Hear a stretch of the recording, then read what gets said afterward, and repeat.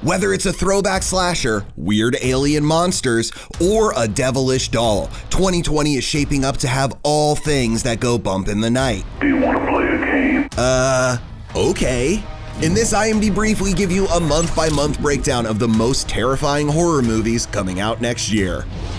January will kick 2020 off to a spooky start with a trio of films, including a bloody hard R remake of The Grudge from indie horror wunderkind Nicholas Pesce and splatter legend Sam Raimi, a deep-sea monster flick titled Underwater starring Kristen Stewart, and The Turning, a malevolent mansion mystery starring Mackenzie Davis and some very creepy kids. I know what you're afraid of. Keeping the lights on won't keep you safe.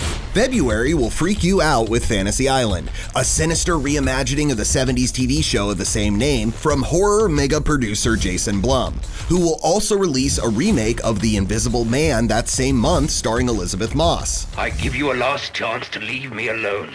In March, writer-director John Krasinski and star Emily Blunt will turn down the decibels once again in A Quiet Place 2. Settle down, old yeller, because April's Atmospheric Antlers is a terrifying-looking monster movie from producer and horror icon Guillermo del Toro, starring Kerry Russell and this creepy kid. But they had each other. In May, Chris Rock will set some torturous traps when he serves as writer, producer, and star in a Saw franchise reboot. He'll share the screen with Samuel L. Jackson and that disturbed doll Jigsaw. While June will showcase a spiritual sequel to the creepy 90s classic Candyman from writer and horror guru Jordan Peele. Be my victim. September will shock you to your core with a third installment of the Conjuring franchise with the return of Patrick Wilson and Vera Farmiga as paranormal investigators Ed and Lorraine Warren. Later that month, Edgar Wright will introduce us to the shocking 60s set world of Last Night in Soho, which is the director's first feature-length horror film since 2004's Shaun of the Dead.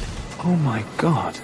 October gets weird with some witches, specifically The Witches, a Robert Zemeckis adaptation of Roald Dahl's 1983 book, which was originally brought to the big screen back in 1990.